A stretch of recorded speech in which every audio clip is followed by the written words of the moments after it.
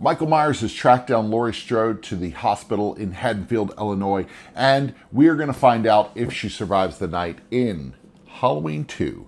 This one's from Trick or Treat Studios, and it was designed by Emerson Matsuuchi. What's up? I'm Ryan with One Board Family, and if you've been around this channel any length of time, I am a huge fan of spooky gaming. I'm a big fan of the Halloween series, and the very first Halloween game that was put out by Trick or Treat Studios was actually in my top 10 list for 2023, the year that it was published. Now, Halloween 2 is a follow-up in this series, and it uses the same designer, same mechanics, and a lot of things that will feel familiar if you've played the original Halloween game that was published just a few years ago.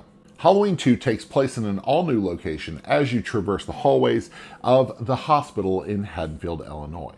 Now, this is still a hidden movement game. One player is playing Michael Myers, so it's a one versus many type game, and everybody else at the table is playing one of the hospital members or a team member of Laurie Strode's, and the goal for that team is to get Laurie the help that she needs and get her out of the hospital.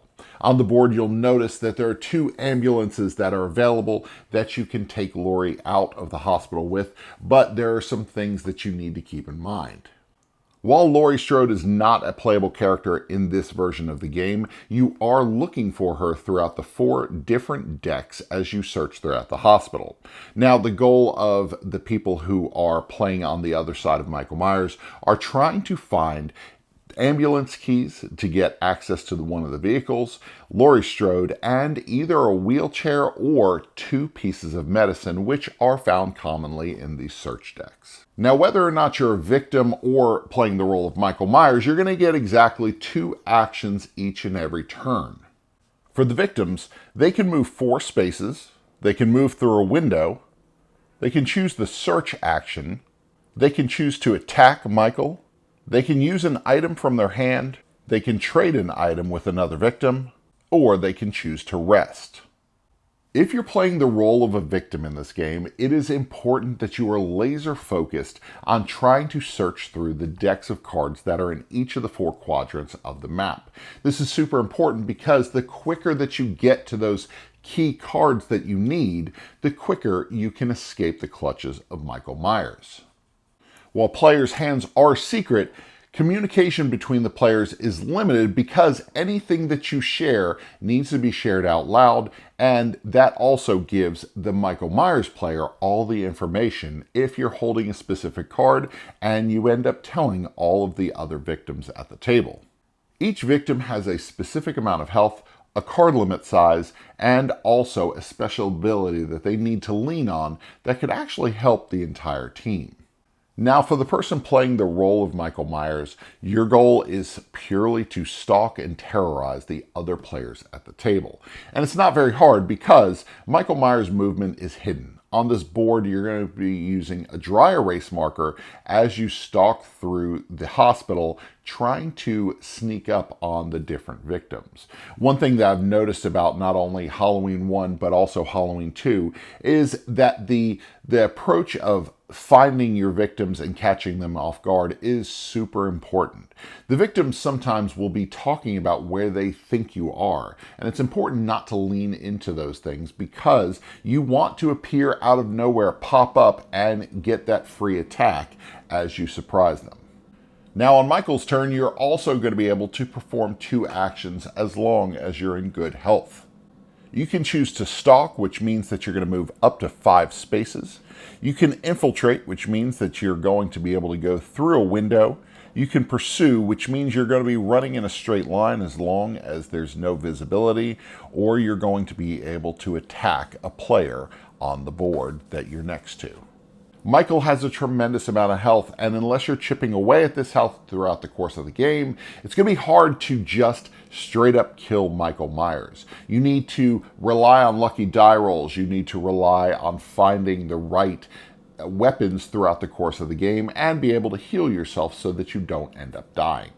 Just a quick thank you to our sponsor, Felt Tectors, who sponsored this video review. We are big fans of their gaming mats. They make some high quality gaming mats for a very, very affordable price. If you haven't already, be sure to check out Felt Tector's website because they make gaming mats for just about any size table, and we've been really satisfied with the quality and just how this protects our games, but also protects our table. Back to the review. Now let me talk about the differences between Halloween 1 and Halloween 2 because all of the mechanics are the same. You're going to see a lot of the same things as far as weapons and ability to heal, but the biggest difference comes in the map. The map in Halloween 2 is actually one that I like slightly better. I love the map in Halloween 1 as you traverse through the 4 houses on the block where the babysitters are taking care of the kids.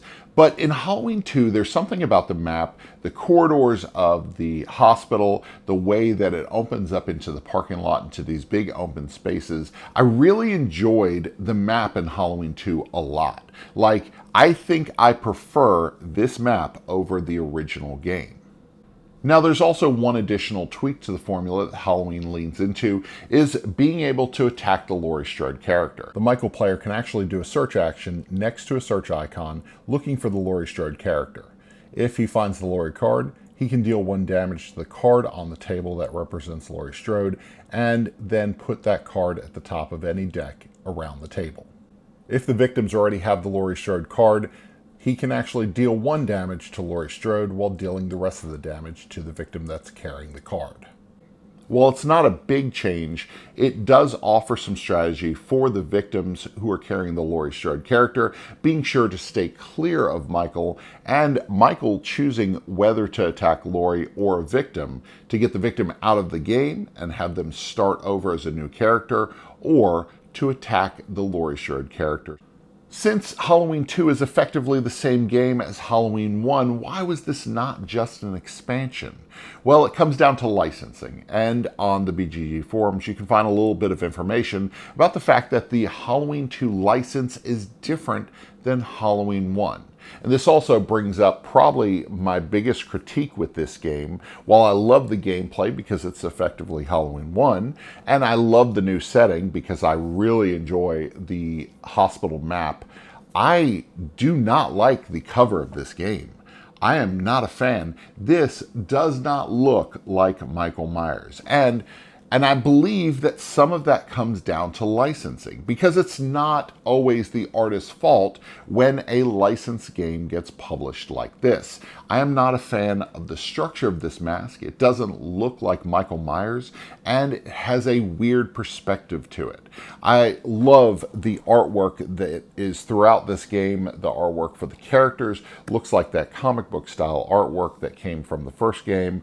The same artist is involved with both of these games, but I am not a fan of this front cover, and I'm not going to choose to be displaying this game on my Kallax shelves behind me. So now we get down to the question of, do I need to own both Halloween 1 and Halloween 2 as board games? Well, it comes down to how big of a fan you are. For me, I'm a huge Halloween fan, and I'm going to purchase anything that is Halloween branded as long as it's not crap. This game is very, very well done, but it is the same as Halloween 1 with a couple tweaks. If you already own the Halloween 1 board game and you don't play it very often, I don't know that there's enough reason for you to buy Halloween 2. But if you're a fan of the property, you've gotten a lot of play out of Halloween 1. I really think Halloween 2 is worth a purchase, especially to play it during spooky season. While Halloween 2 is no longer canon in the Halloween universe, I remember watching Halloween 2 as a child and remember loving the setting and some of the artistic design of this movie. Thanks for joining me for this review of Halloween 2 from Trick or Treat Studios, and thank you to Trick or Treat Studios for providing this copy of the game so that we can do content on our channel. Now, if you haven't already, be sure to subscribe, because we would love it if you subscribe to our channel to find more of the spooky gaming that we love, along with other board games, and visit us over at oneboardfamily.com. Thanks for joining us. Until next time, we'll see you at the table.